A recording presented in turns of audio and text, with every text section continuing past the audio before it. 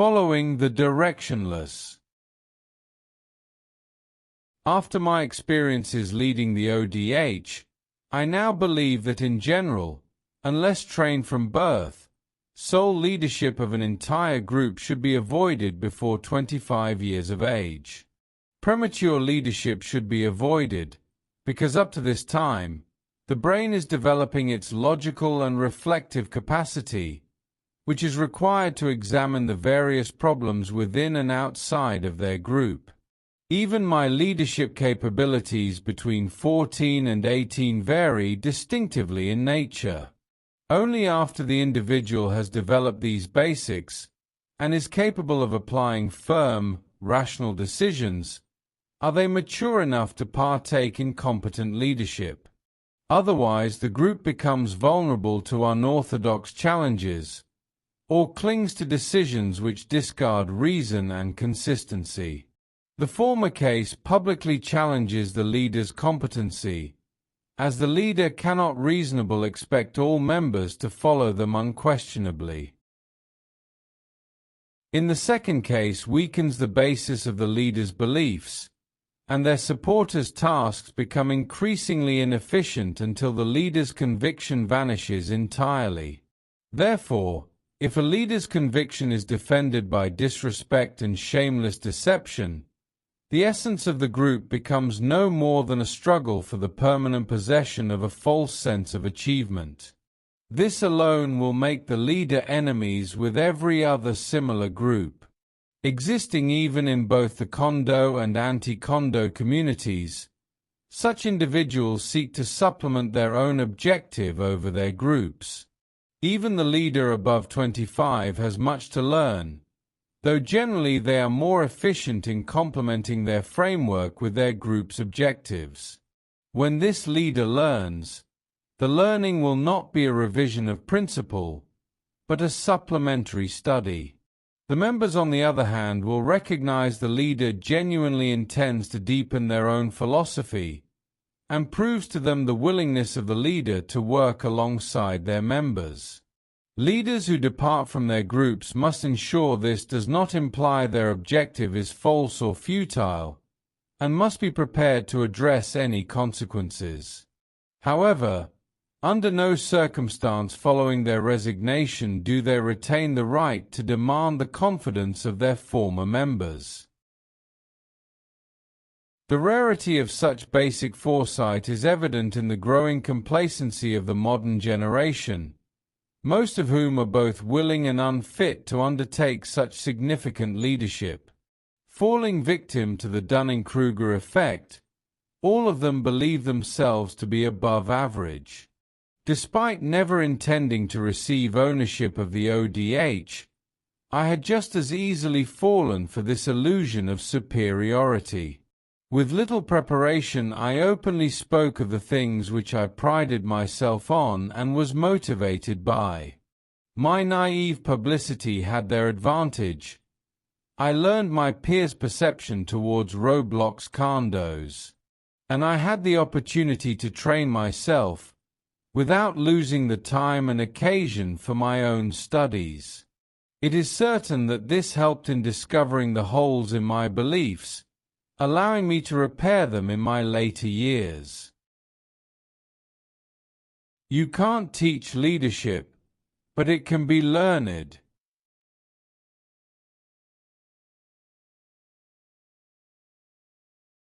Homogenizing the diverse. General understanding of group intentions are, even now, broad and more comprehensive.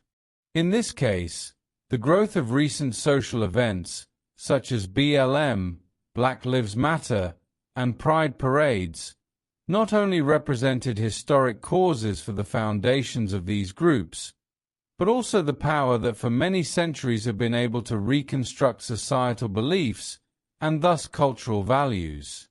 As time progresses, the existence and future of society came to depend more and more on either maintaining societal inactivity or propagating a social movement.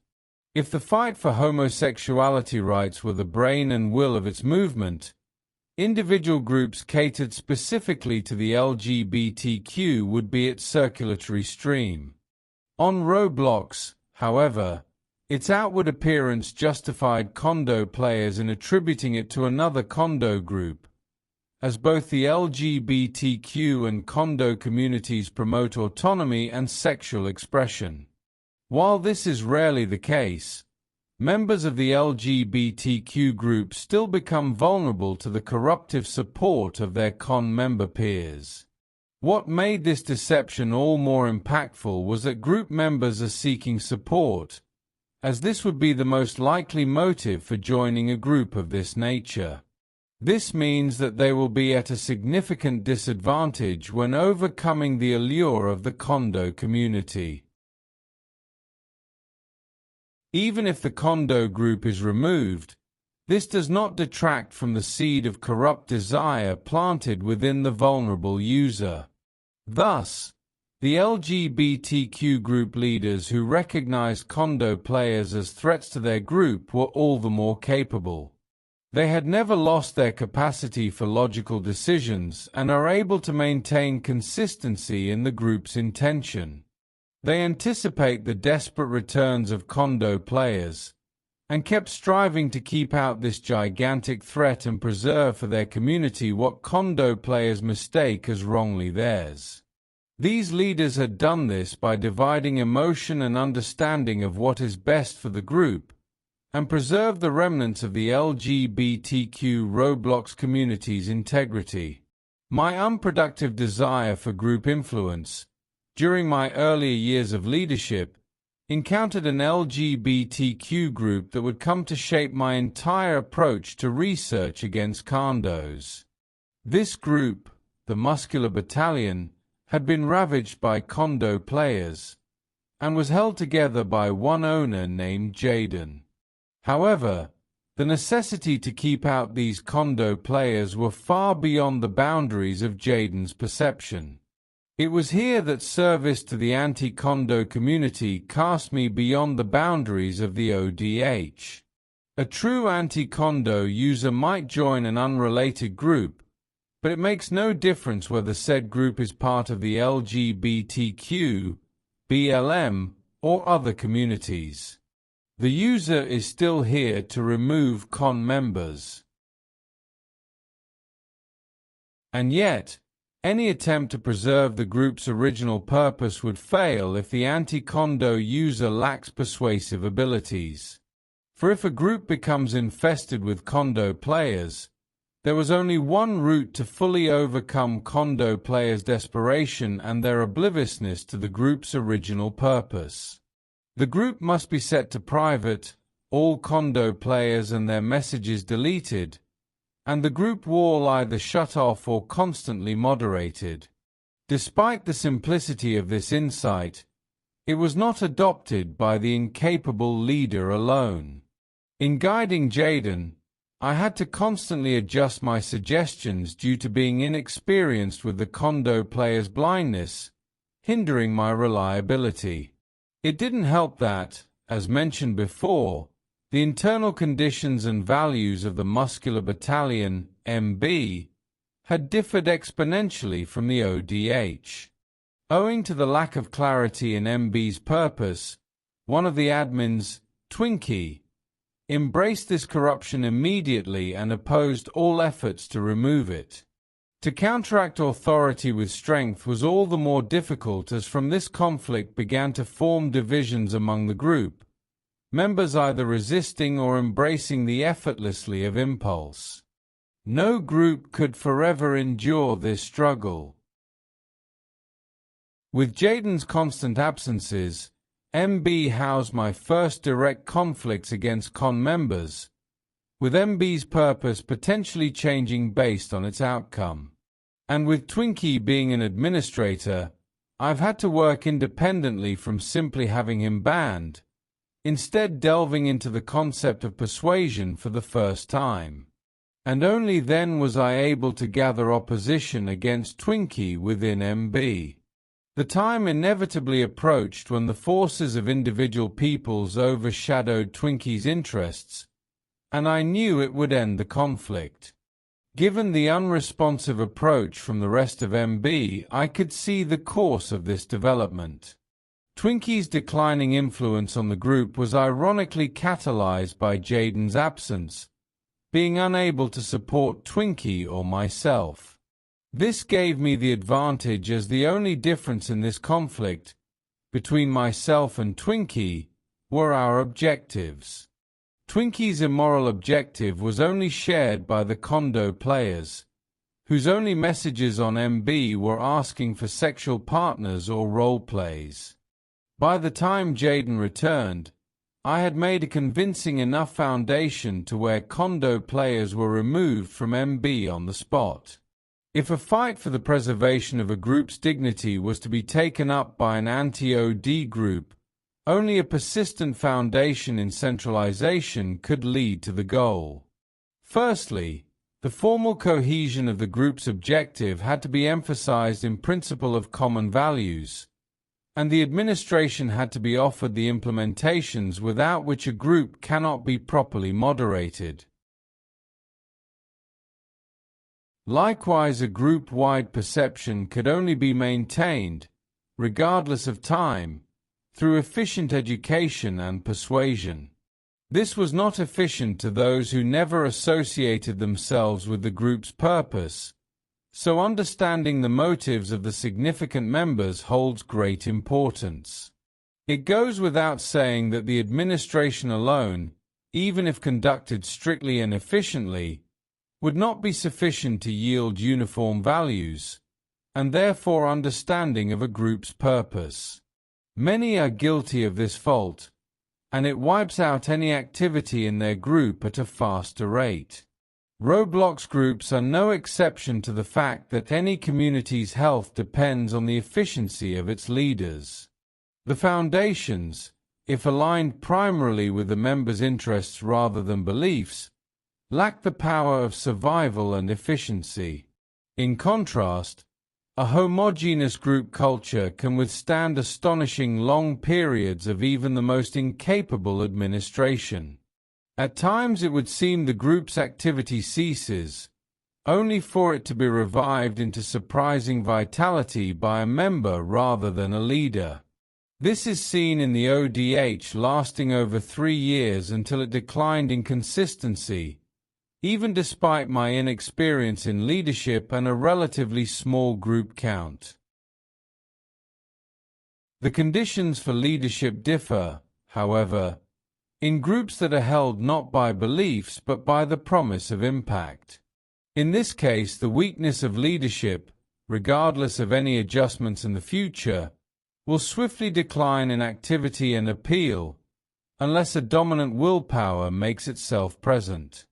Only through adequate education and common beliefs, rather than common interests or potential rewards, can the quality of a group be maintained. Hence the ideological conflict between Twinkie and myself helped keep the original members active in MB. And if similar conflicts produce outstanding leaders or beliefs, they will retain relevance even in its witnesses' lives outside of the digital world. And my current observations of this will remain significant through time, securing understandings of a variety of ideological foundations. It is unity, rather than numbers, that define strength.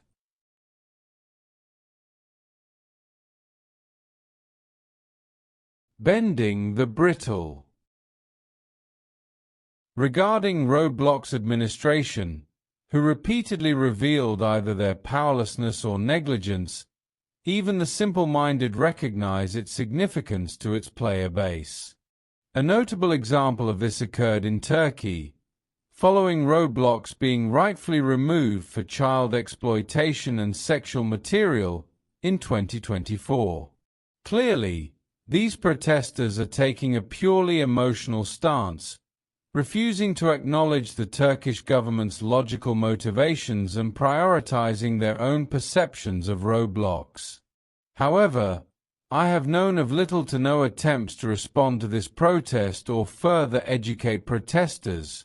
Rather, Roblox has informed its community that it is in discussions with the Turkish authorities to lift the ban and bring the platform back online.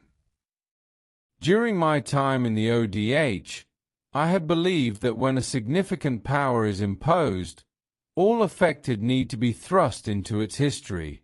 When Britain colonized Australia, the British did just that, hence creating the external perception of Australia's language and stereotypical inhabitants being English and Caucasian respectively.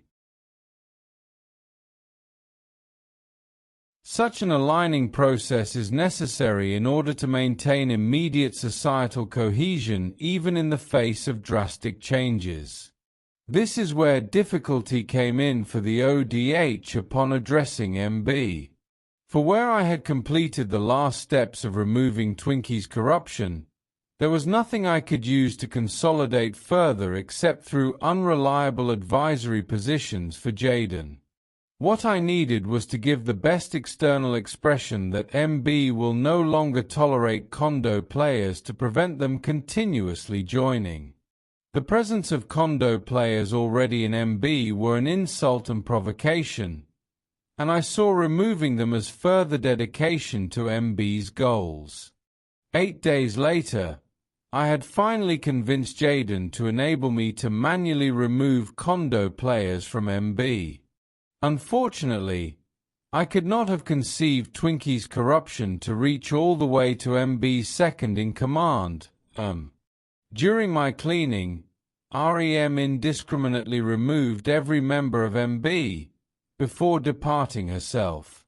Despite trying to rebuild MB's original size, portions of its former members now abandon this new discipline, and in predictable fashion for hindsight, fly towards any group that embodies MB's values even more.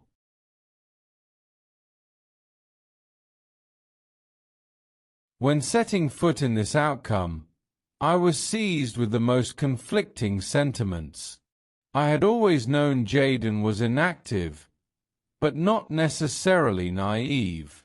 On the contrary, as a leader I had expected him to suspect at least some sort of betrayal from me, an outsider who entered group affairs solely to remove specific members.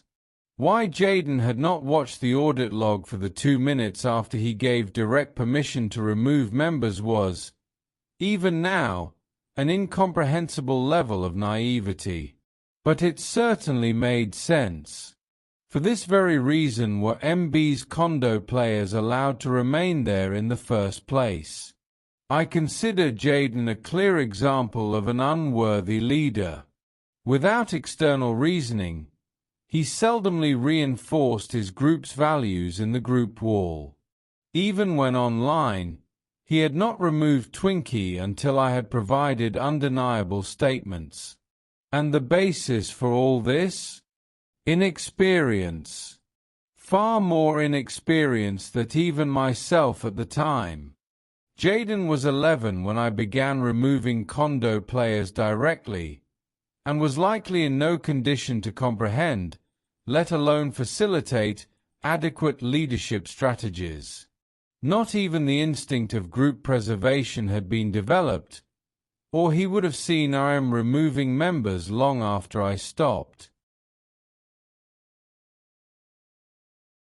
Yet this naivety was attributable not just to inexperience itself, but primarily to blind trust. I still believe that if proper ideological enforcement and careful moderation choice were restored in MB, there would be no reason for any opposition to my efforts. That is, as long as MB was able to differentiate an LGBTQ group from a condo group. These remained my inner sentiments to this day. How quickly would I grow indignant if I saw the same inadequate leadership applied to other condo-infested groups. When I saw the lamentable irony beneath any unsuccessful attempt at enforcement, repeating Roblox moderation's same methods, attitudes, and failures. Present in the digital age were a few hundred of these group members who had to take a position on a question retaining to their group's importance.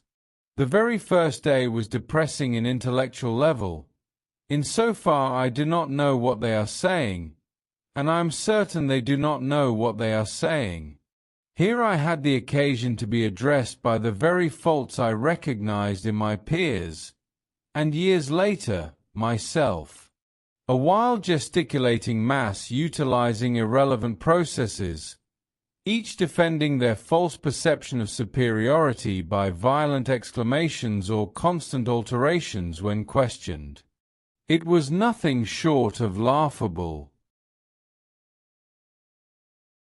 Week after week I saw this pattern play out, often repeated by the same leaders, though by then the group would have changed beyond recognition. Productive activity was absent. In the group wall, nearly every message belonged to a con member. A few were asserting a consistent presence, pasting "add me" for blank s at each other. One offered to trade explicit images. Rarely, a genuine MB member would be present, expressing nothing but boredom or disappointment. A greater disdain for the condo community arose in me. From now on, when offered the slightest opportunity, I went back and gave full attention to viewing the group leaders' unsuccessful efforts, watching how they identify their values in comparison with their groups, to little by little reconstruct my own perception. Less than a year of this observation sufficed to found my inner view of the condo community's parasitic nature. My position was no longer against just removing condo players, but rather to undo their impacts on Roblox community. I had seen the misfortune of Roblox groups in the absence of a clear purpose. Now I saw that this lay in the nature and essence of the way this purpose is embodied. A series of questions rose up in my perception of leadership. I began to make myself familiar with the institutions outside of Roblox, but devoted no less attention to the values of the ODH, still expecting it to serve its purpose. Thus I came to learn how to identify patterns which led to a condo infestation within groups. In the course of a year, my knowledge and insight shaped a plastic model of how to recognize the grounds for condo players to assert corruption, stemming from initiatives in preserving undignified messages and appealing to the degeneracy hiding within nature. If you don't do all it takes at the beginning, you will always have to be wielding the knife.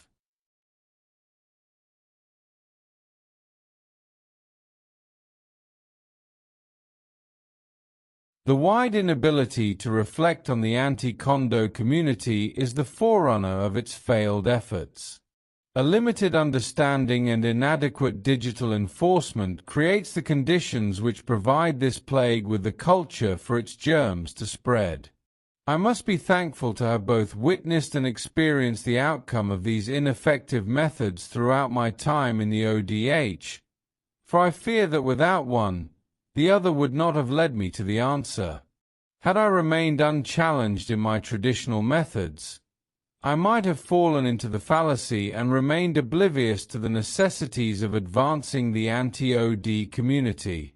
When encountering MB, this was impossible. Here it was difficult to continue believing all groups are equally vulnerable against corruption. If the leader or group objectives are incompetent, defense against condos was even more so. To completely exile condo players was not enough, because there was still the question of what then? The temporary housing of condo players would have exposed a group to varying levels of corruption, which was utterly intolerable regardless of group purpose. The resilient obliviousness of con members led me to a more thorough contemplation of the problem than would have been likely before I encountered MB. What gave me most food for thought was the obvious absence of any responsibility that is aligned with authority. Jaden never arrives at some decision on his own, even if the consequences are ruinous. Twinkie does not hold himself accountable for actively spreading the influence of condos within a group catered to a community seeking legitimate support, not a temporary outlet. IEM was responsible for destroying the group, facing no interference from Jaden. Can it be called an acceptance of responsibility if a group only addresses it when a different group pressures them into doing so? Should the community responsible for the disaster be held responsible instead? Or is the very idea of responsibility bound to the group leader? Is the incompetence of a leader determined by their success in addressing internal issues? And what should the witness do when the leader does not succeed in swiftly quelling problems in their community? Should the witness get involved? Renounce the existence of the problem? Force the leader to resign? Would this not demonstrate the dividing line between alliance with the general public or personal conviction? And most significantly, to what extent does social progress rise from the beliefs of majorities rather than those of individuals?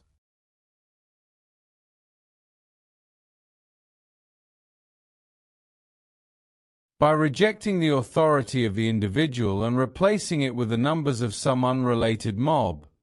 Enabling a condo infestation contradicts the basic structural necessities to achieve a group's original purpose, and can be embodied in even groups with thousands of standard members.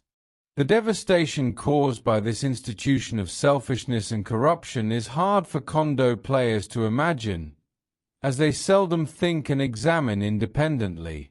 It is the cause of the Roblox community facing increasing exposure to being corrupted by the most inferior, most mentally inferior individuals of our generation. Just as the true leader withdraws their group from any unrelated achievements and work, while desperately seeking the favor of the majority will suit the weak-willed and consequently attract similar audiences. The more humbled a user is in leadership and power, the clearer becomes their insight towards various groups' progress, including their own. They will much more seek the system that does not demand the power of a giant, but the craftiness of a dwarf. And as a result, the humble will not have to torment themselves with a desire for societal acceptance. They are aware that, regardless of how much they try to extend their group, one day its appeal will recede, for they know that the power of the leader declines if the power of the individual increases. Even if groups increasingly depend or seek high member counts, it will inevitably continue to decline in relevance, since on one hand the competent members will refuse to be governed by their inferiors, and on the other the common despise being unable to exceed this status. Democracies have been attempted in Roblox groups, and each member is temporarily satisfied by their capability to contribute from time to time. However, human nature breaks this down with ambition. One individual will continue to grasp at more and more contributions, until they have the adequate foundation to become the group's leader either officially or otherwise. Those without ambition hide behind the majority in decisions of real importance, while making smaller decisions to avoid showing their incompetence on any part. Regardless, any form of group leadership on Roblox will never enable it to last infinitely, regardless of how well the leader manages their group. And this is one of the main reasons that any educated individual does not derive all their power from their group, for that alone makes them too dependent on others. Hiding behind the shield of the majority, the shield that grows disillusioned with its wielder, will make the group leader barely stronger than a kondo player. When the vast majority of Roblox group leaders consist of either the mentally weak or the misguided, the problems within the Roblox community will grow. Such a community will be unable to muster any significant action, preferring to redirect responsibility instead.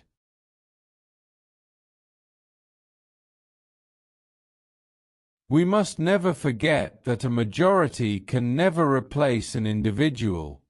Groups are only as valuable as their leadership. The more conviction in an individual, the closer they will be at achieving their objectives, regardless of group size. They will face any excuse that points out their flaws. While some know the worst side, they will always try to make fun of an individual for embodying the other side. There are anti-kondo users who will try to belittle their peers for fighting against kondos. This is a big attempt at making themselves feel better. They feel vindictive because they perceive the individual as being better, being stronger than them. As soon as this has been recognized, the common form a front against the individual.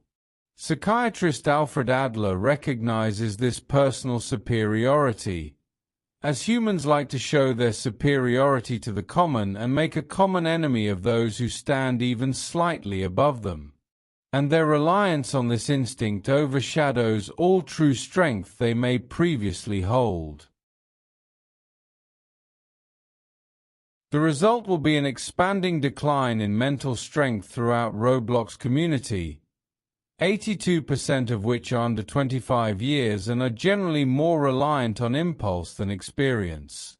The majority of leadership in Roblox groups are founded on achievements disguised as commendable. Societal bargaining is required to make this achievement stay relevant, and when it quickly declines from the trends, so does the leader's power. In other words, while the ability of the group to adhere to its initial objective was necessary to service it, the process of their leaders' studies and activities independently were also contributing to a group's success. Leadership is self-made, self-retained, and exposed through a faithful, sincere, and exemplary life.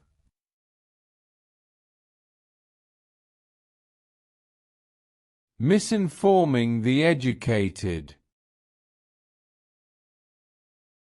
The more determined I was to identify these inner conditions, to study the personalities and foundations with objectivity, the more unfavorable became my total picture of Roblox. Regardless, this procedure is advisable in dealing with institutions that build on autonomy as their basis. Investigate the autonomy itself and the existence of the groups exploiting it, and you will be surprised at how different they are to public perception. There is no human desire that, objectively considered, is more dangerous to the self than that of autonomy. In MB, we may disregard the manner in which its moderation team is chosen. After MB's members were removed by REM, the fact that a fraction of members create a replica group to fulfill a general desire will be apparent to anyone who realizes that the societal understanding of the general public is far from adequately developed to arrive at logical perceptions of their own accord and seek out the suitable personalities. What we designate as the general public revolves around an idealistic resistance to change rather than individual experience and knowledge. Just as someone's personality is a result of their upbringing, the opinion of larger groups represents a construction of their mental and spiritual values. By far the greatest contributor in consolidating these values falls to the role of the news. It is foremost in educating people about modern issues and resembles a school for adults. This instruction, however, fails to motivate any action from its audience, and such its impact against condos is very inferior. In MB, back when I was hunting condo groups, I stumbled across a replica group founded by IEM and another former admin named Fon. I could not help but be shocked by the short time it took to falsify profound desires and views that existed among the original MB. In less than 10 days, a ridiculous conflict had escalated to a significant threat to Roblox, but to individuals' mindsets as well.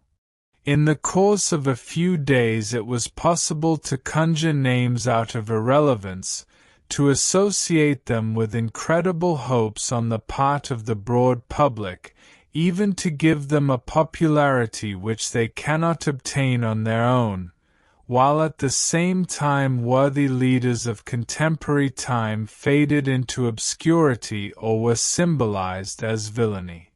We must study the condo community's technique of emptying bins of slander and defamation from hundreds of sources, until we are able to fully appreciate the entire menace of condo players that has been omitted from the news. For there is nothing a condo group leader will not do to achieve their degenerate objectives. They will poke into the family affairs of enemies and members alike and will not rest until their greedy instinct digs up a miserable incident which is used for blackmail. But if nothing is found, the con leaders simply seize on misinformation, in the firm conviction that through 1,000 temptations something always sticks, and through the use of other condo players for defamation, any resistance by the victim is most impossible. It must be kept in mind that this is never acted out of motives that seem credible and understandable to humanity. When a con leader is attacking a human or condo player, they cover themselves with a cloud of respectability and dishonest phrases, ranting about having no affiliation to Roblox and promoting open-mindedness, and one even sending a letter to Roblox. The condo community's largest Discord server contained 128 members, and this refers to one server rather than the entire condo community. To give a fully accurate description of their absurd justification, one would need to write volumes covering every member's thought process and life experiences. But even if we disregard all this and examine only the ends, not the means, this more than demonstrates the lunacy of the condo community and how it penetrates the weakest minds. This human weakness, as illogical as it is dangerous, will be understood when comparing Jaden's MB to Fon's MB. The distinguishing feature of the former is that one owner is entrusted with making the ultimate decision on all matters. They alone are the government, but the person running it is unable to take any step without being demanded by the general staff to do so. The said general staff evade all responsibility, since the ultimate decision never lie with them, but the group leader. In every case, Jaden does nothing but carry out the stronger will within those offering guidance, demonstrating less leadership than a beggar confronting a crowd. And the outcome of this gives progression as incoherent as its corruption is deplorable. For no one will believe that this type of leader is capable in spirit or intelligence. Meanwhile, Fon's MB demonstrates that the sun swallows the earth sooner than a group gives rise to a capable leader through embracing condo players. In world history, people who demonstrate themselves to understand and exceed the common mental strength, such as Shakespeare and Aristotle, never announce themselves as such. Fon and REM, on the other hand, are egotistical enough to call themselves the real muscular battalion on their group's bio. Bear in mind how relevant societal problems are even from Aristotle's and Shakespeare's differing contexts and countries, in their discussions of intellectual discipline or societal order, and you will realize how inadequate for leadership are those who follow their predecessors' mistakes, even if willingly.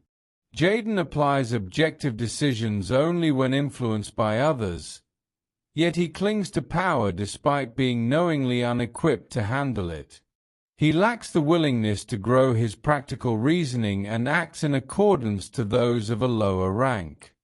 Fon and Rem rarely, if ever, apply objective decisions, instead relying on impulse and emotion alone. Both make no effort towards grasping the right ends, ethical principles, or exceeding their group's basic needs of sensual pleasure. Here we are confronted by two opposing, not thinkers, but LARPers as limited as they are conceited.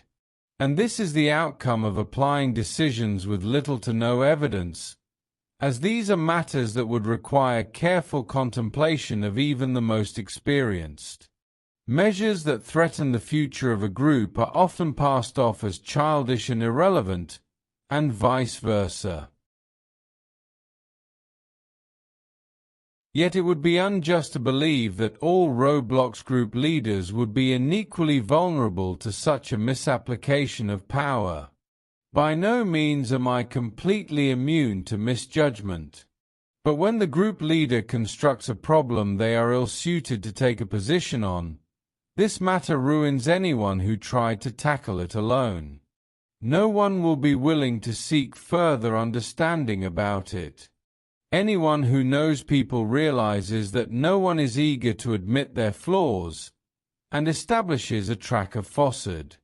Contrary to popular belief, portraying yourself to be just as human as your followers would promote the honorable impulse among the entire group.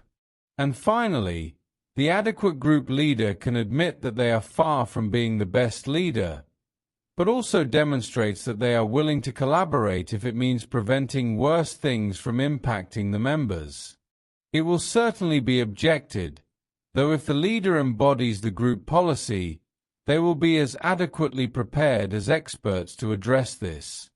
By following this, every decision, regardless how harmful to the group, will not be set to the account of leadership, but correctly directed at the issue itself. Any other institution that fails to address this develops an inevitably contrary approach to the group that welcomes improvement and consistency. Fault is not in our stars, but in ourselves. Falsifying the honest. Juxtaposed to consistent leadership are the military or political imitations within anti-Kondo groups. In it there is little to no decision to consistently prioritize their role as anti-Kondo groups. If it is objected under such conditions, scarcely anyone would be prepared to revise their entire group structure. Despite this, the stubbornness of the Kondo community requires a drive just as persistent to counter, a persistence that cannot be encapsulated by anyone trying to emulate a militaristic approach in an anti-Kondo group. These weak-willed LARPers cannot expect results. Remove them, for they only serve to distract and deconstruct the anti-Kondo movement.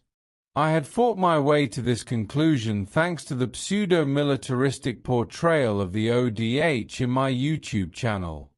This was amplified by the similar diction of MB standing for Muscular Battalion. The more that irrelevant portrayals and perceptions were attributed to the predominance of the anti-Kondo community, the more this same community succumbs to a system of playing against the wrong opponents. The anti-Kondo community had always been divided at the expense of their original goal, and it was apparent even to the simplest that the state of this community will not be able to withstand its separatist tendencies if LARPers maintain their current level of influence. The more personalized the group structure becomes, the more the leader will seem they aren't one with the community. Not only in the anti-Kondo groups, but also in Fons MB, where people identify themselves so little with the community that active members rarely stayed for over 4 months. This is because FON and REM, as confirmed at their group's death, made their MB a Kondo group primarily out of spite. Their general line of development was nevertheless illogically directed against the anti-Kondo community, the ODH in particular. Even when Jaden was temporarily allowed membership into Fons MB, organization still lacked from Fons and REM's group policies. With all possible means, these two tried to encourage an ideology of Kondo game indulgence, to advance it or at least enable it. Potentially adherent MB members were slowly pushed into the danger zones of human nature. Even outside of both MBS did the process progress, and several Kondo players were deciding to apply Kondo infestations to as many Roblox groups as possible. The central idea of this was also emotionally reliant, this time invoking others' spite rather than their own. Thus, as the LARPA groups have done, an incompatible social foundation accomplishes no service for the anti-Kondo community. No one receives the long-term reward they sought from the start. The LARPers never satisfy their objective. The infestors lose contact with their targets. By acting on personal perceptions that few others have experienced, no collective spirit can be aroused into reinforcing societal change. It will be innately dissonant, conflicted, indecisive. The instinct of seeking purpose forces the members to abandon what they are disillusioned with. Only secondarily did long-term impacts become decisive in both group leaders and members. And so, the anti-Kondo community revolved around two appealing factors. One was the potential for major impact, the other driven by a social motive, both highly flawed on their own and not exclusive to the anti-Kondo community. The absence of one bears the same results of lacking the other, an intellectually weakened user with fragile personal values. The desire for personal significance, while described in its flaws throughout the manifesto, should not be seen entirely as a setback. Pursuing significance is a powerful motivator, keeping objectives consistent and at maximum quality. However, it is often reliant on foresight and ambition, or it becomes quickly exhausted. Social motivations, on the other hand, are efficient at keeping members consistently active and loyal to the community. If hindsight and ambitions are managed improperly, these members will lose track of their objective and contribute little to their group. The anti-Kondo community is dynamic in nature due to the difficulty of balancing these factors, and as such their dreams of consistent contribution rarely step towards reality. Make no mistake, even those knowing the importance of significance and social activity are not necessarily freed from the tragic cycle of harboring an ineffective group. What they do understand thoroughly, by experienced or learned shortcomings, was that only those willing to pass their experiences can influence the existence of Kondos. Even if Roblox gradually exterminates the potential impact of anti-Kondo communities, there will always be at least one willing to walk the right path, to bring others onto that path. Only their predecessors can show them the necessary knowledge to establish a wise leader, perceptive enough to identify their peers' flaws, resist temptations of futility and disbelief, and above all, humble enough to pass their experiences to the rest of their community. If, by the instrument of society, Roblox is led towards its destruction, then to continue supporting Roblox defies not only the rights of every human, but their duty in society. Social change is decided not by theoretical contemplation, but by multiple forces and its results.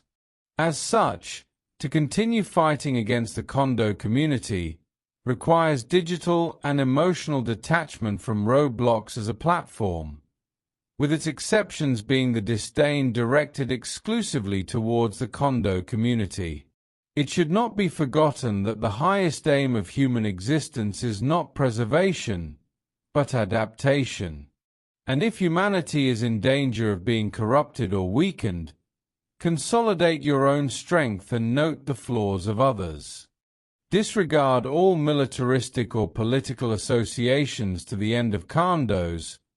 Only human strength can cancel out human weakness.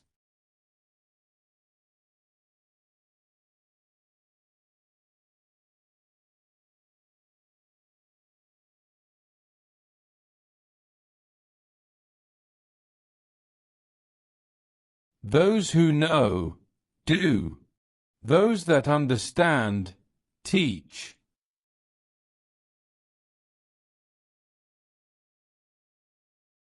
In tolerating the lenient. How easy it is for Roblox to cover its flaws with the cloak of legality is shown clearly by the example of the condo community. The legal power of the digital world is rooted in the ability to track the IP of online users, but also the ethical considerations of doing so. In these factors, Roblox authority is never embodied. Any attempt to permanently enforce the community guidelines on a platform with more alternate accounts than emails was absurd. Therefore, all sexual activity on Roblox, even when redirecting users to another platform, is incompatible with legal methods. This would certainly lead to the end of what was valued in the Roblox community, and likely in a short time. In fact, members of the anti-condo community were saved from the corruption of Roblox condos only by collapsing their preconceived notions of the platform. Since it was society that makes the laws, preserving its next generation means embodying these laws. The condo community does away with all this progress, warping weakness into twisted ethics and fetish worshipping. Since Roblox community guidelines have little permanent effect on repeat offenders, the condo community exploited the ability to make new accounts, which posted condo games relentlessly. Not for the first time, condo game creators weaponized this leniency and corrupted behind the backs of hundreds of thousands. To Roblox's credit, it acknowledged the possibility of falsely banning accounts. This lenient approach was great on paper, potentially preserving public opinion. But the success did not last. Part of Roblox moderation's reputation involved the same false banning that drove moderation leniency, reducing its necessity to a hindrance in favor of the condo community. Oftentimes, this inability to determine the correct reasons for banning leads to a variety of notable incidents, with one such victim being Roblox YouTuber Flamingo. This whole process, even occurring as recently as March 2025, demonstrates the worst outcomes that divided leniency possesses, and is a relevant subject of study when understanding the existence of condo communities. When I discovered Fonz MB, my first impressions were fully on the side of group termination. The audacity of FON and REM to claim themselves as the real muscular battalion surprised me as much as it appalled me, that they still regarded MB as a condo group and in every moment enforced this misconception. In all questions Kondo related, they showed their obsession with it and never considered any possibility of compromise. I could not understand how Fon's MB wasn't removed for 2 years. Even less could I understand how the Kondo community maintained a growth in membership before and after the same period. At the time I believed the ODH had reached its prime capabilities. As I set about preparing my next movements, it ended up being Fon that gave me the first insight into understanding individuals driven by spite. From a purely human standpoint, he deserves all the anger and retribution from the victims of his group. Within the mass of intentional corruption, his perception of Jaden's MB was contradictory to Jaden. Nevertheless, my ambition for learning has not declined in the slightest. I set about my goal of researching Fon, giving him various questions, copying his texts, interviewing his friends. Both Fon and I foresaw the inevitable declining growth of Roblox's moderation capabilities. If people had paid more attention to the historical procedures responding to each news incident, the non-progress applied would likely have avoided repetition. But if the public understood that the flaws in Roblox moderation lay not in the quality of methods, but the quantity of approaches, improvements will be made clear. While practical approaches require physical observation, psychological observation is required to address Roblox moderation flaws. Society rarely takes care not to consider people better than they are.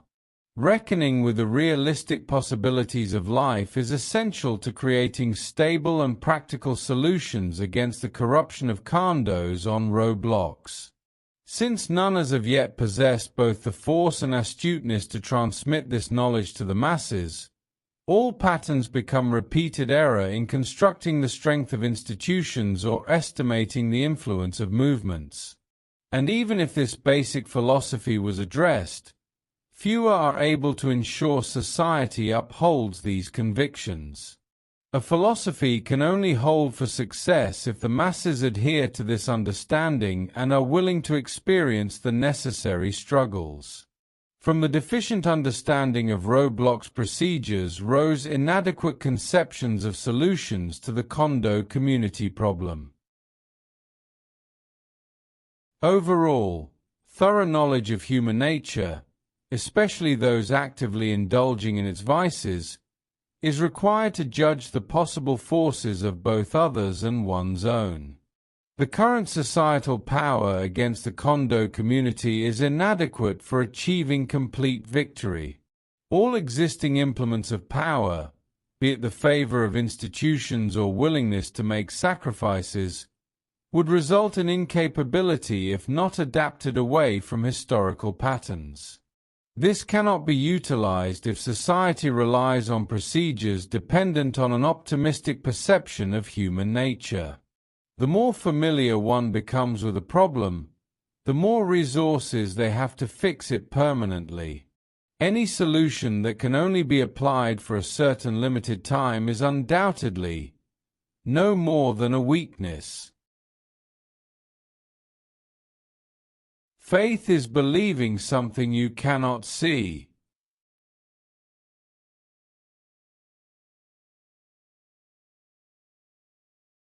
Imitating the contrary. What I had done for Jaden's MB was meant to preserve it from Kondo players, but it was too late when I first entered. All Jaden's efforts were successful, but his hopes for the group never realized. My efforts to establish a group culture without condos were unsuccessful, but my fears for MB came true. Neither of us accomplished our goal. It is certainly instructive to study the causes of failure for both individuals. This is useful for the current generation, since in many points conditions today are similar to that of 2 to 3 years ago, and can thereby be avoided easily. To my mind, There were three causes for the attack against Jayden's MB. The drastic change in group objective, the variety of initial ineffective methods to remove condos, and the integration of condo players in higher positions. Though many are aware of this, the condo community, if reaching the upper circles, is more than willing to establish another point of corruption in the group's internal affairs. Especially in times of incapable leadership, such an attitude makes the allure of condos more ruinous to the group. To make possible the prevention of Fons MB and other similar groups, the anti-condo community must avoid enforcing any unnatural dedication to winning itself over the public. That I failed to do so deprived the ODH of the community relationship that any alliance must simply have between its groups. Unless this is borne in mind and carried out efficiently, the anti-condo group loses all public perception of competence and squanders the opportunity to spread its message. The basic attitude of the anti-condo community will always be governed by confidence, and thus any impact on this would weaken the beliefs of not only the public, but one's own group members as well. This prevents the group from rising above LARPing and passive hindsight. And this is what happened to the ODH because I had not, from the very beginning, planned out what is required to establish a connection between the ODH's objectives and the majority of Jayden's MB. From this error rose the second cause of Fons MB. Day after day, MB had increasingly become an institution for the lustful stubbornness of condo players. Any attempt at removing their messages or consolidating group purpose never offered a permanent solution unless MB drastically changes its structure. Any anti-condo group in this position would be faced with a question requiring understanding of the movement's basics. Should the anti-condo community, to eliminate condos, go into condo groups and wait for an opportunity to destabilize it? Or should we carry on the struggle from outside to attack in alignment with the public? Many, including myself, couldn't help but go in. Continuing the conflict from the outside alone means to exhaust yourself with many blows, and only after the most persistent methods will victory be achieved. Only tenacity and sacrifices are required to make consistent progress against the condo community. This manifesto is clear evidence of the time and experience required to even make a dent against condos. However, to make use of my knowledge, the general public needs to be aware of this. They contain individuals determined and resilient enough to carry the fight to its end. To my awareness, the public lacked this conviction as a whole. Thus no course remained but to go into the condo community discreetly. One would be mistaken to believe that I planned a waiting game, to eventually remove everything in condo groups once I gained the path to power.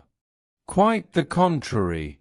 Witnessing this absurdity directly addresses the common, inaccurate conceptions regarding the effects of such activity. After all, it seemed plausible on paper that eliminating a condo group's Discord server would attack the root of their community by removing a path of access to condo games. In reality, things have turned and will turn out the very same. There are several Discord servers dedicated to condos. Furthermore, what's to stop the owner from setting the server up as if nothing happened? Removing one server will not only be a lengthy process, but also a temporary one, the worst of both worlds.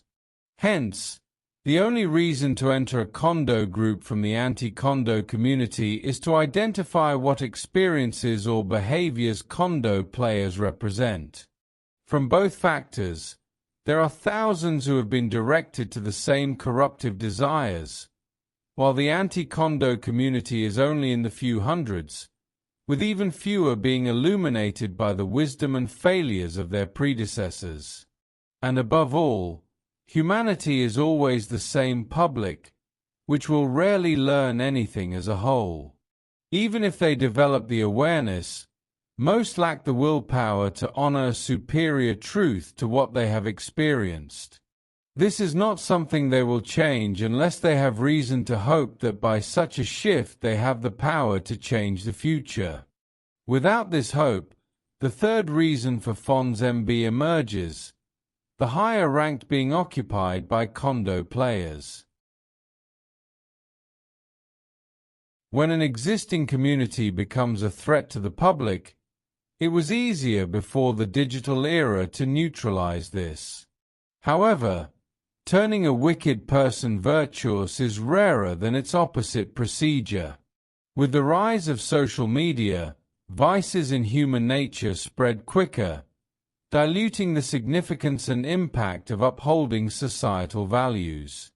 How can you choose a relatable leader when every candidate was morally incapable? While some will believe that the criminals will get their retribution someday, this is only effective as an excuse for complacency. The consequences will be non-existent if every victim had that mindset. What the public knows is irrelevant. What isn't is what the public does in response. And the response is often so disjointed that it only illustrates, in the eyes of others, absurdity. The only collective that the average individual could retain attention from will not rise beyond 500. The unfortunate truth is that a movement in this day and age can only count on success if it didn't try to imitate and improve, but only if a new approach was offered. This was seen in Roblox's moderation process. This was seen in Fons MB. This was seen in the militaristic or LARPA anti-Kondo groups. And most shameful of all, this was seen in the ODH. If those who embody societal values are not prepared to make sacrifices, there will be a generation where none remember the reasons they are important.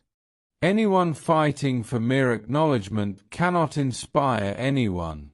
A movement must place fame second, and conviction first. The more easily obtainable high status becomes, the more intellectually weakness a group attracts. They will once again dilute the values of those genuinely loyal to the group's original purpose, until the old mission becomes unrecognizable. This is how imitation kills genuine potential. When it happens to the anti-Kondo community, the group sinks back into the standard level, losing the motivation and strength to oppose a catastrophic future. Crucial speeches and negotiations decline in assertive quality. As the intellectually weak find the group more and more attractive, they drag the group into the flaws of the public, continuing methods that have failed to bring profit time and time again. Don't improve by accepting how everyone else's methods. Improve by finding your own path. That's how champions are made. Alarming the desensitized. Once the news organizations had members in Kondo games, their supporters outside hoped and waited for impacts against Kondos that never occurred. For this reason, the anti-Kondo community became impatient, for the response from Roblox was not up to public expectations. This was predictable, since the news took no care to provide any innovative solutions to address this problem. Furthermore, the more the Kondo community was exposed to the public, the more desensitized they become to the problem. By sheer irony, the news organizations hinder the anti-Kondo community rather than assisting it.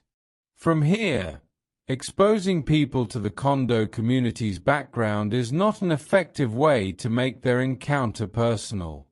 This will contribute to at best a discussion club which will rarely get taken seriously.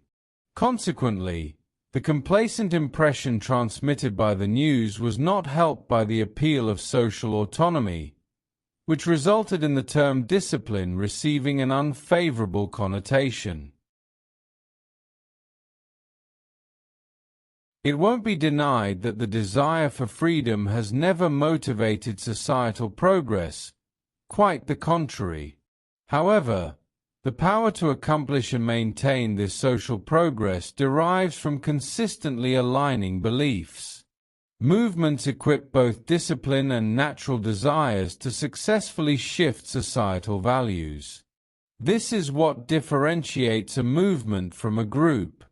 Groups who never express their ambitions and actions with logic will never proclaim their objective, making the necessity for internal cohesion all the more important.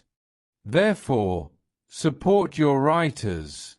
They have the highest potential to encapsulate theories into practicality and are crucial to clarifying the values and procedures embodied by a group. The writers themselves must be cautious not to lose contact with the public. They must examine every question and make their decisions accordingly. Writers must avoid anything that hinders their ability to communicate to a variety of audiences, for they know that every movement requires not just locating the mass of people, but possessing the literary strength to move them.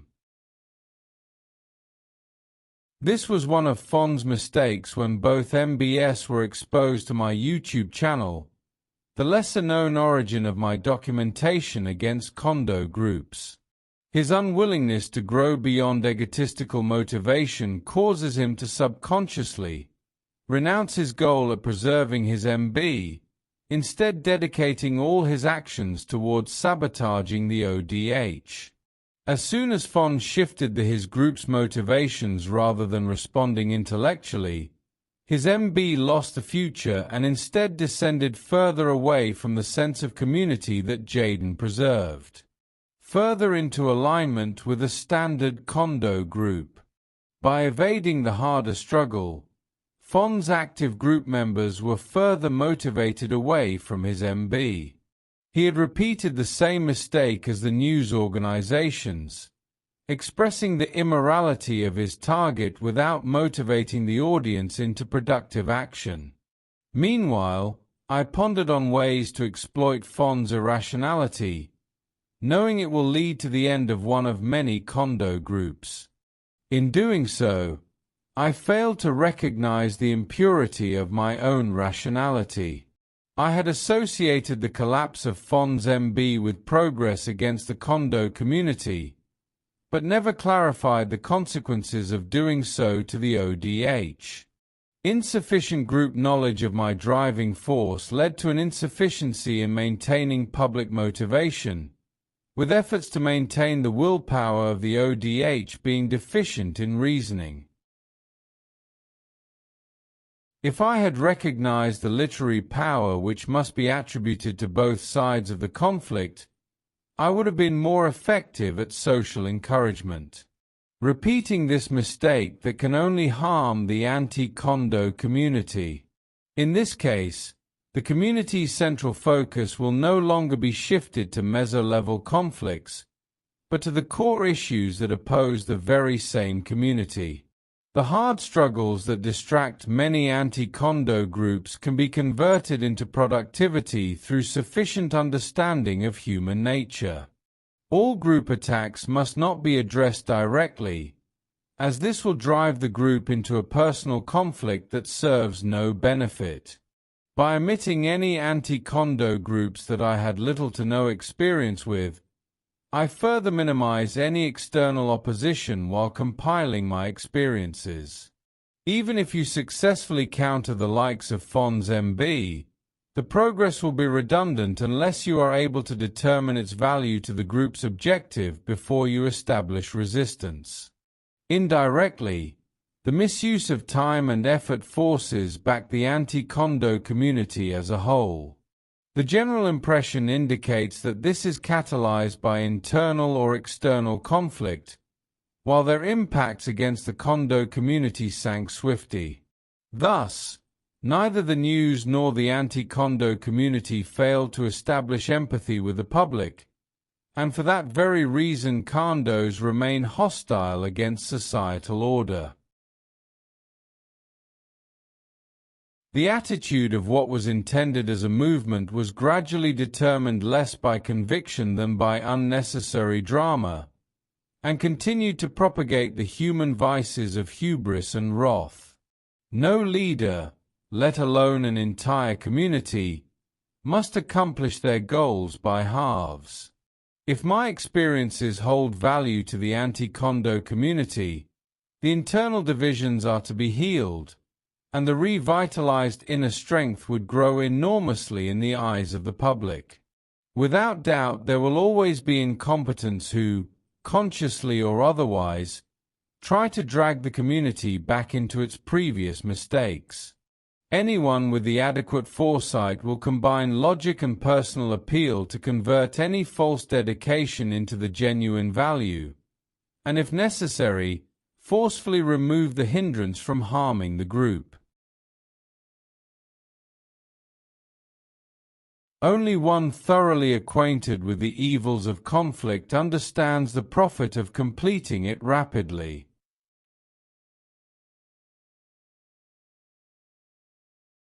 Blaming the productive. While the propagandist is devoted only to their ability to direct people, the enlightener is devoted towards their values. Both are often mistaken for the other in thousands of cases, corroding countless institutions, federal and ideological. In the Kondo groups, are its propagandists not positioned to harm both the requirements of roadblocks and individual values? This question's outcome assesses others' perceptions on roadblocks' moderation, including its defenders. Autonomy, imagination, and so on, are all concepts that have become so rigid that the majority of the roadblocks community forgets other vital values.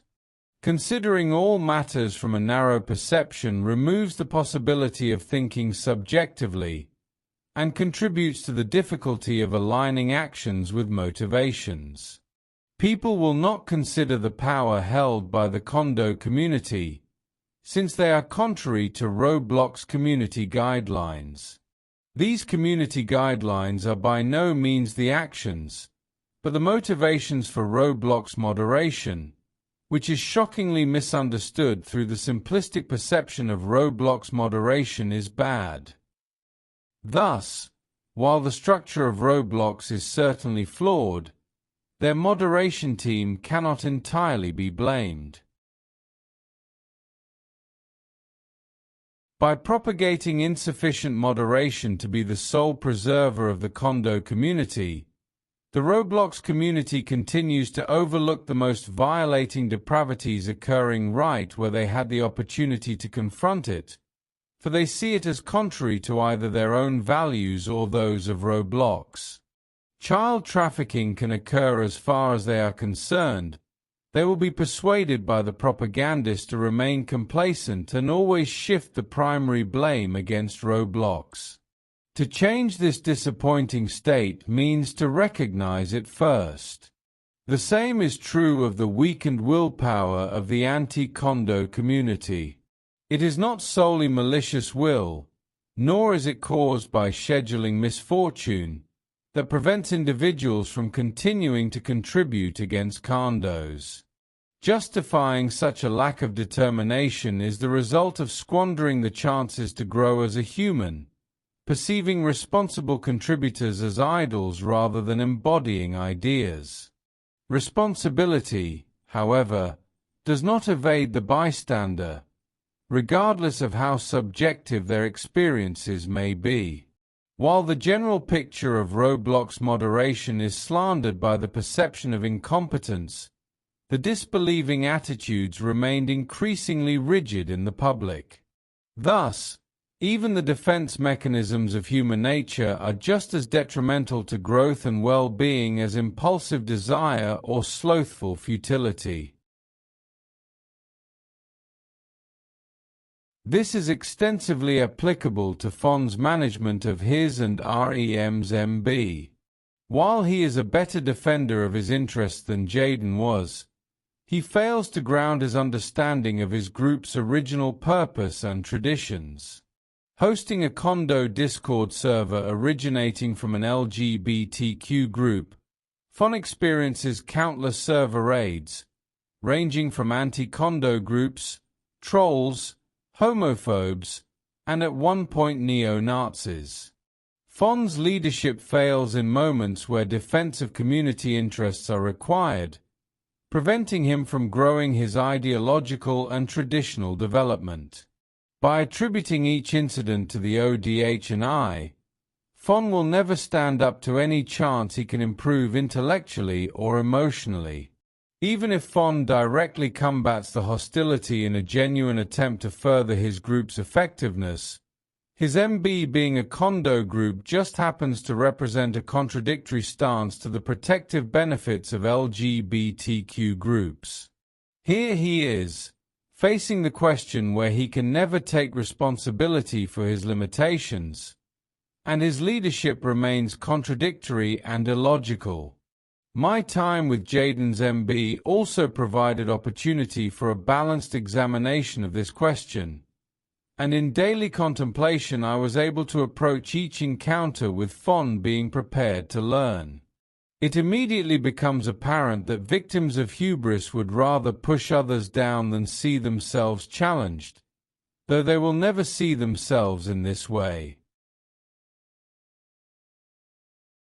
I recognize even then that I had come close to this pattern many times, and in doing so hindered my education of the anti-Kondo community and devotion to eliminating the Kondo community. Thus, the first foundation of my younger self was lacking.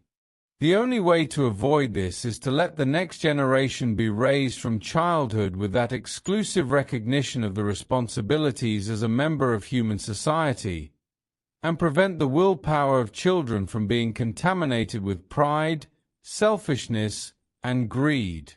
Then in a short time each generation will certainly be stronger than the last. Realistic evidence of converting responsibility into action was demonstrated by Japanese soldier Hio Onada. Raised in Japan's Taisho and Showa periods, Onada was raised with the values of loyalty and duty, and his rigorous training in the army taught him discipline and commitment to his nation's objectives. He embodied the values of the anti-Kondo community long before Roblox was established. However, the similarities should not stop there. During late World War II, Onada and his unit were deployed by Major Taniguchi to Lubang Island, Philippines. He was instructed to utilize guerrilla tactics against the Americans, and under any circumstances, never surrender. Despite America capturing Lubang Island, and Japan's eventual surrender, Onada did not stop fighting. When leaflets were dropped by the American and Japanese governments, informing him of Japan's surrender, he did not succumb to a sense of futility. The same futility that discouraged countless anti-Kondo groups from continuing their fight. He knew his orders were to never surrender, and followed them to perfection. Onada also demonstrated resilience in the dangers of the jungle and efforts to capture him. He was trained to live in isolated and hostile conditions, and never forgot this training, successfully adapting it to Lubang's conditions. Just as Onada built onto his knowledge with experiences, the anti-Kondo community must never forget their strategy and failures, and must always seek ways to apply them more successfully. Onada's obstacles were social as well as environmental. His group consisted of 3 other men, one of whom surrendered after 4 years. A second was killed 5 years later, and the last soldier also killed after 18 years. Even despite all this, Onada never surrendered until ordered to by Major Taniguchi 2 years later. The fall of Onada's peers reflected the constant rise and decline of anti-Kondo groups, few maintaining relevance or potential for long. Even as groups die out, we must never disbelieve our own potential to contribute. Some can argue that Onada's surrender meant he eventually gives up, but that is not necessarily the case. Onada's surrender only occurred because he was instructed to do so by the same military officer, cancelling out his previous order to never surrender. Onada knew that it would be more beneficial to his nation if he followed the order rather than refusing it. And this marks the end of a campaign that illustrates the values and determination that should be prized by the entire anti-Kondo community. Compare the resilience of Onada against the American, Filipino, and Japanese governments to the uphill progress of the anti-Kondo community. Progress against the roadblocks administration's rigidity, against the public's discouragement, and against anti-Kondo groups who have lost their way. No more should we fail to consider our own roles in each shortcoming, no more than we should turn our full attention to those who betray their values on a daily occurrence. If anyone replies that they are not concerned with such macro-level problems, embrace the way they question your principles, your truth, and your actions. If you have the courage to do so, you will succeed in fueling tomorrow's justice with today's evils. If you lack courage, do not enforce it onto others who possess it. Do not undermine the ethics and convictions that others have worked so hard to embody. For the witness, beliefs and values won't grow by sheltering them, but by exposing them to adversity. Anyone with the audacity to criticize without providing logical feedback or processes never benefits their audience, and such a person has no right to be involved at all. With great power comes great responsibility.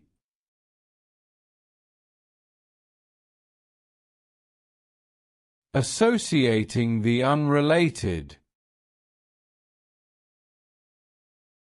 In my study of the anti-Kondo community and its struggle against Kondos, I then arrived at one conclusion of many: the community's inadequate appreciation of the true importance of individual communication cost members the ability to permanently contribute.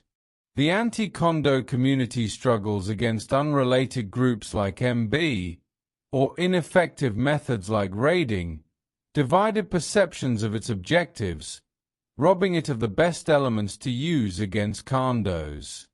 The anti-Kondo community does successfully rescue hundreds of people from falling into the vices of Kondos, yet without directly impacting Roblox community as a whole. In this case, the anti-Kondo community never needs to feel sorrow over the corrupted. The Kondo player has only failed themselves. Once again, a promising individual had lost the fight against their desires not just because they had been led astray by others, but because they had remained in an industry that only leads to their downfall. One thing is assuredly true. This would happen far less often if the anti-Kondo community actively sought sufficient understanding of the public psychology. Nothing is more dangerous toward spreading awareness than an audience who wants but never earns.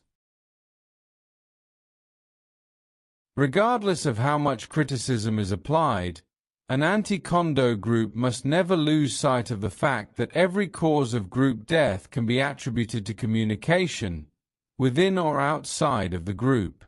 The aim of all studies is to communicate the lessons when the occasion rises for its application, or to determine which patterns are to be avoided.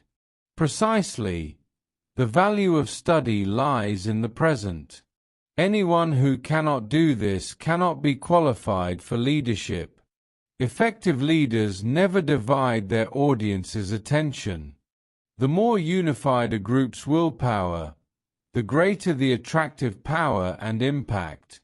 Avoid aligning opposition groups into one category if they are only connected indirectly, as this will force a change in the group members' mindsets and lead to the beginnings of doubt or miscommunication. The question of what the group's purpose is will emerge, on whether these threats are genuinely threatening and whether one's own group is fighting for justice. As a result, cracks in the group's beliefs begin to spread. Therefore, the only opposition an anti-Kondo group should fight are self-established Kondo groups. Efforts against FON's MB and similar groups will only be productive if FON deviates too much from the culture associated with LGBTQ groups, providing evidence to illustrate the group's true purpose. This allows MB members to see its opposition's logic and minimize bitterness against those who condemn FON. My younger self's failure to recognize this deprived the ODH of a stronger and swifter outcome. I had informed the ODH about FON's MB being a Kondo group, and correctly established the ODH's understanding on this matter. However, I directed my focus onto FON's MB prematurely, in a time when FON has yet to demonstrate his unwillingness to building a healthy group for his LGBTQ audience. By acting too quickly, FON was able to establish me as a threat to his group's values. The ODH's goal had been consistent, its willpower strong, but my procedure was flawed. In contrast, FON used the correct procedures to outline the anti-Kondo community as a clear enemy, but failed to reinforce his own group's ideological consistency. He successfully warped his community's perception of me as someone who destroyed a genuine Kondo group, as someone who sought to repress FON's MB. From the very first day, he built onto MB's original values of autonomy and expression, which further drove his members to avoid contact with the ODH. However, he dismisses the value of doubt and logic, and failed to address the psychological instinct of seeking the truth. Members who saw through FON's childish leadership quickly became disillusioned. Furthermore, the Kondo components of FON's MB differed to the LGBTQ social environment that FON promised to restore. His procedure to turn his MB against the anti-Kondo community had been successful, but his group's goals and convictions were inconsistent. A third party, and LGBTQ group called Bara Men, or BM, illustrates the results of FON's flaws and my own. Many former members of FON's MB had moved to this group. Initially suspecting it of being a Kondo group, I entered Bara Men, and was pleasantly surprised to discover they actively eliminate all Kondo member activity. FON himself, and his co-leader REM, were avoided discussion topics in BM. Despite this, the majority avoided discussion with me, despite informing them that I have no intention of preaching to the converted. I spent a bit more time in BM, studying similarities and differences in the mannerisms of FON's MB members before and after they left the group. My tensions with former MB members, and the rare times they discussed FON's inadequacy as a leader, led me to understanding what I needed to avoid in communicating within or outside of the ODH. Particularly evident in the situation between FON's MB and the ODH, Leaders will inevitably be demanded to eliminate all points that would divide their group's relationships both internally and externally. All unifying concepts should be emphasized to both group members and any present spectators. Clarity of speaking indicates clarity of thinking.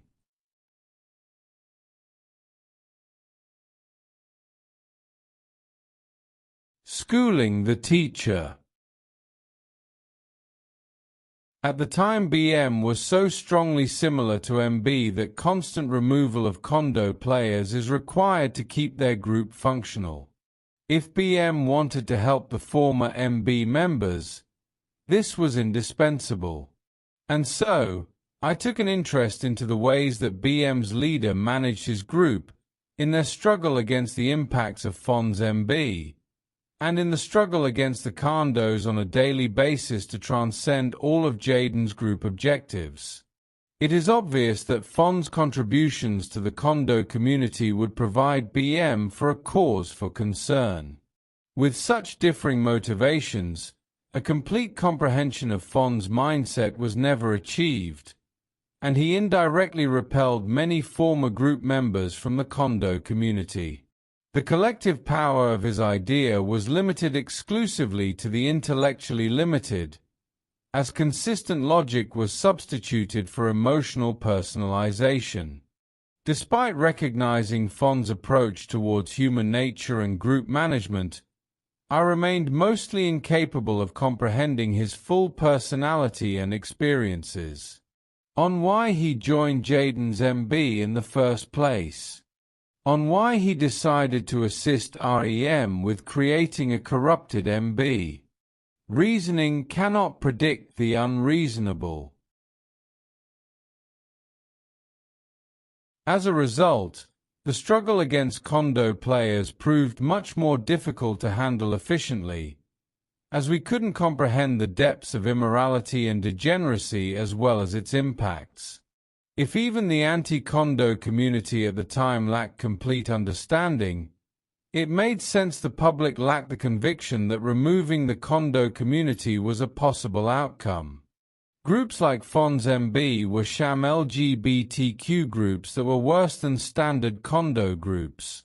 They preyed on their audience's insecurities, making them think they joined a group that can help address their problems, when in reality they were led down a path of exploitation and toxicity. Groups like both MBS and BM cannot fulfill their objective as an LGBTQ community unless they were willing to sacrifice their member count by removing Kondo players. In those days I followed both the anti-Kondo and Roblox LGBTQ communities most attentively. From the general inactivity of the former and corruption attempts against the latter, I sought to continue finding not just the causes, but also the determinants, to identify solutions against the errors made. It was addressed earlier that the ODH was consistent in its actions and perceptions about Fon's MB being a Kondo group, but lacked the timing and understanding of its methods. It was dedicated, but too rigid in his approach to win over the members of Fon's MB. The ODH was based on an understanding of the importance of upholding societal values, without considering human desires. Meanwhile, Fon's MB had an unclear conception of the LGBTQ community. He failed to understand the importance of societal values, erred in his attempt to make his MB a stronger group than Jaiden's, and had no notion of improving his leadership in any way. Since his understanding was unwilling to change, in retrospect the ideal decision would have been to let Fon's MB destroy itself. Regardless, witnessing BM set up a proper LGBTQ group, setting a healthy environment for the former MB members who have seen the worst of humanity, balancing the values of autonomy and order in removing Kondo players, all this grew my revulsion towards the Kondo community. As far as I was concerned, They no longer had an ethical excuse to continue.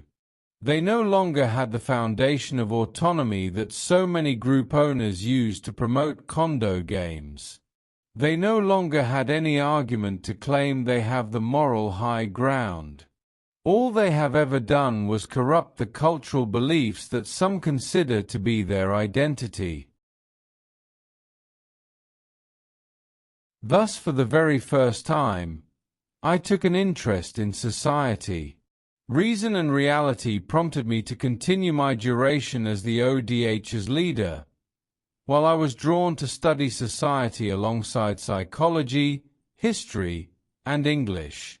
I was convinced that this direction would break the handicaps that the anti-condo community had in achieving its goals.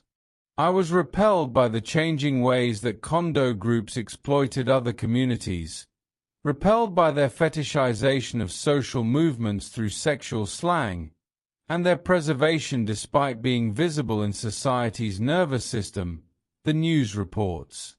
To me, modern society's complacency on the social and legal field seemed the embodiment of financial inequity, with the condo creators receiving no consequences in real life. Every news article released about children finding condo groups and being exploited by predators there grew my hatred for not just anyone who promoted this behavior, but also those who failed to make any effort at addressing it. The idea that Roblox has yet to enforce their moderation through legal means is ridiculous. Since I have never fought against the condos for Roblox, but only for the benefit of my generation and those succeeding it, the idea of Roblox collapse was not out of the question. A longing rose stronger and stronger in me, to grow into someone who can swiftly identify and eliminate any flaws in human society, any flaws that service the condo community. But above all, I wanted to enjoy the process of living and working, to overcome the sense of futility and disbelief that claims so much human potential.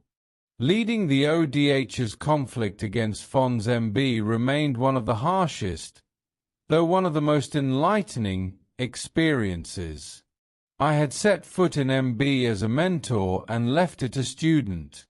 In this I obtained the foundations for a group's preservation and a perception to supplement my original objective in further detail. But it was only after writing my experiences that I have been able to estimate the full value of what I learned and what I believe.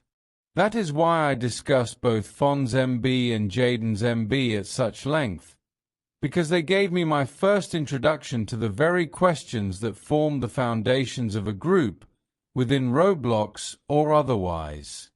I do not know what my attitude towards Roblox, the condos, the anti-condo community, would be today if I had not been exposed to my flaws at such an early age.